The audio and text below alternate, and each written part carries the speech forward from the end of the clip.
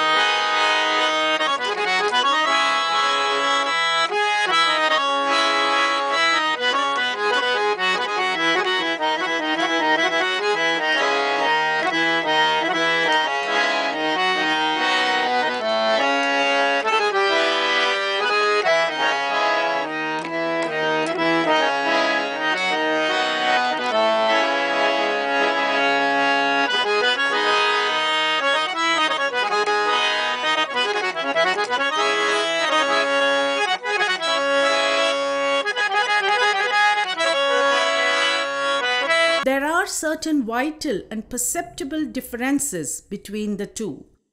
The Indian concept of swara does not relate it to a specific pitch point, but to a pitch range with variegated possibilities of shades and nuances. No keyboard instrument can respond to this concept of swara. History. Those familiar with Hindustani classical music know that the harmonium as an instrument has had a very colorful, controversial, and paradoxical history in many respects. During the mid-19th century, missionaries brought French-made hand-pumped harmoniums to India. The instrument quickly became popular there. It was portable, reliable, and easy to learn. It has remained popular to the present day, and the harmonium remains an important instrument in many genres of Indian music. For example, it is staple for vocal North Indian classical music concerts. It is commonly found in Indian homes.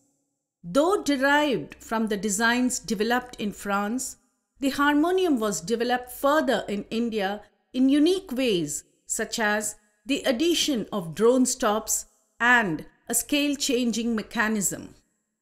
In Kolkata, Dwarkanath Ghose of the Dwarkin Company modified the imported harmony flute and developed the hand-held harmonium, which has subsequently become an integral part of the Indian music scenario. Dwijendranath Tagore is credited with having used the imported instrument in 1860 in his private theatre, but it was probably a pedal-pumped instrument that was burdensome, or possibly some variation of the reed organ. Initially, it aroused curiosity, but gradually people started playing it, and Ghose took the initiative to modify it. It was in response to the Indian needs that the hand-held harmonium was introduced. All Indian musical instruments are played with the musician sitting on the floor or on a stage behind the instrument or holding it in his hands. In that era, Indian homes did not use tables and chairs. Also, Western music being harmonically based, both the player's hands were needed to play the chords. Thus, assigning the bellows to the feet was the best solution. Indian music being melodically based, only one hand was necessary to play the melody, and the other hand was free for the bellows. One might think that the accordion would fit with the Indian musical taste as well, but with fewer adaptations. Although the British knew the accordion, it wasn't their instruments as it was for the French or the Germans. Thus, few accordions came to India during the British period. The harmonium was widely accepted in Indian music, particularly Parsi and Marathi stage music in the late 19th century. By the early 20th century, however, in the context of nationalist movements that sought to depict India as utterly separate from the West, the harmonium was portrayed as an unwanted foreigner. Technical concerns with the harmonium included its inability to produce meaned slides between notes and the fact that once tuned, it cannot be adjusted in the course of performance. The former prevents it from articulating the subtle inflections or gentle oscillation, so crucial to many ragas. The latter prevents it from articulating the subtle differences in intonational color between a given swara in two different ragas. For these reasons, it was banned from the All India Radio from 1940 to 1971. A ban still stands on harmonium solos. On the other hand, many of the harmonium's qualities suited it very well for the newly reformed classical music of the early 20th century. It is easy for amateurs to learn. It supports group singing and large voice classes. It provides a template for standardized raga grammar. It is loud enough to provide a drone in a concert hall. For these reasons, it has become the instrument of choice for accompanying most North Indian classical vocal genre, with top vocalists like Bhimsen Joshi routinely using harmonium accompaniment in their concerts. However, it is still despised due to its foreign origin by some connoisseurs of Indian music who prefer the sarangi as an accompanying instrument for khayal singing. Current scenario of the harmonium. A popular usage is by the followers of the Hindu and Sikh faiths who use it to accompany their devotional songs or bhajan or kirtan. There is at least one harmonium in any Hindu temple or gurudwara around the world. The harmonium is commonly accompanied by the tabla as well as the dholak. To Sikhs, the harmonium is known as the vajha or bhaja. It is also referred to as a peti, literally box, in some parts of North India and Maharashtra. The harmonium plays an integral part in Qawwali music.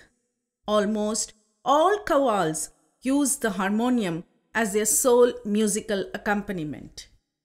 Bhishmadev Vedi is said to have been the first to contemplate improving the instrument by augmenting it with a string box like a harp attached to the top of the instrument. His disciple Manohar Chimote later implemented this concept and called the instrument a samavadini, a name now widely accepted. Bhishmadev Vedi is also said to have been among the first to contemplate and design compositions specifically for the harmonium, styled along the lines of tantakari, performance of music on stringed instrument. These compositions tend to have a lot of cut notes and high-speed passages, creating an effect similar to that of a string being plucked. Crispness of tanam, constancy of sound production, ability to play cut notes, ability to provide a strong melodic support volume during accompaniment are some of the strengths of the instrument. And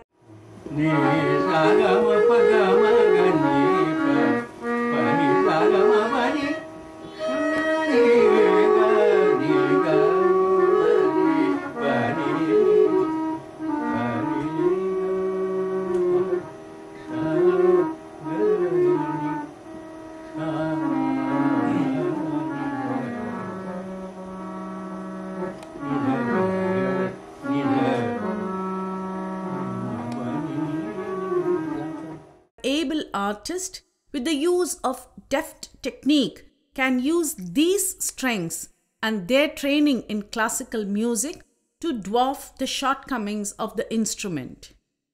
By appropriately tuning the instrument and creating new techniques and modifications that enhance the performance ability of the instrument, a lot of the able harmonium players are now carrying forward the torch and continuing to further popularize the art of harmonium solo. Experimental duet concerts, harmonium in duet with flute, sitar, accordion, mandolin, sarangi, etc. are also catching the eyes of audiences. In India as well as abroad, harmonium solos are starting to get acceptance and a spot in music conferences. Parts of a harmonium. For the past 4 or 5 decades, the harmonium has undergone great refinement and is today far removed from its elementary stage. Today's version of the harmonium is capable of providing a whole range of tonal excellence, very rare in other instruments. A top quality harmonium has 2, 3, or 4 sets of reeds. The instrument covers 3 to 4 octaves, encompassing sub, bass, medium, and female.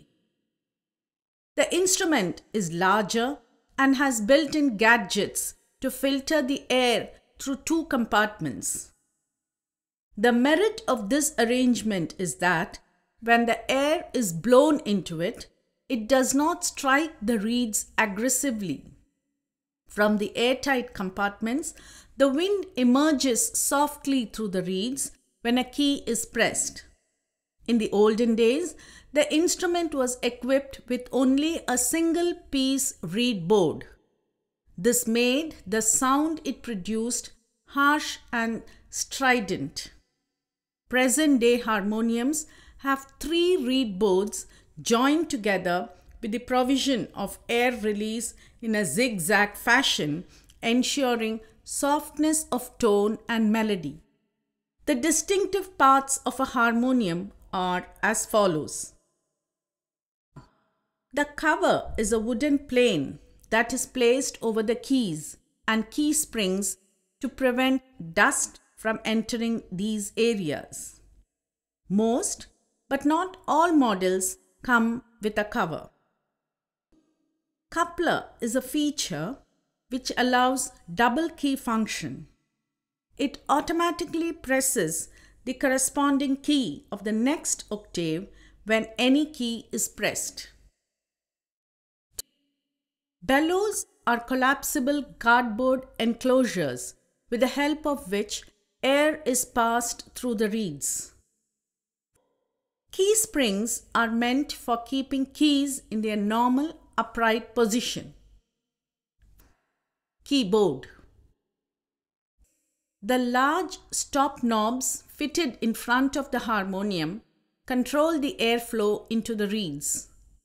The position is adjusted as per the sound required. The smaller stop knobs control the drone, extra notes.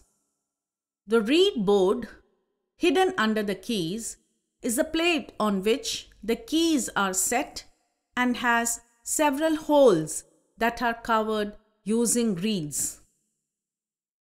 Renowned harmonium players.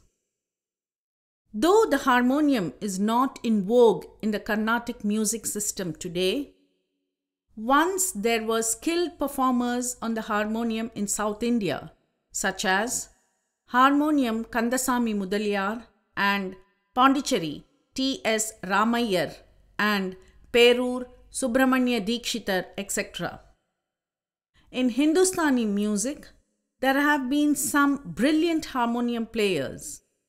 The greatest name connected with the instrument is Bhaiya Ganpat Rao, Soni Babu, Gulam Rasool, Shankar Rao, Khane Ibrahim, Bal Bhatte, Appa Jalgaonkar, Tulsi Ram Borkar, and Manto Banerjee.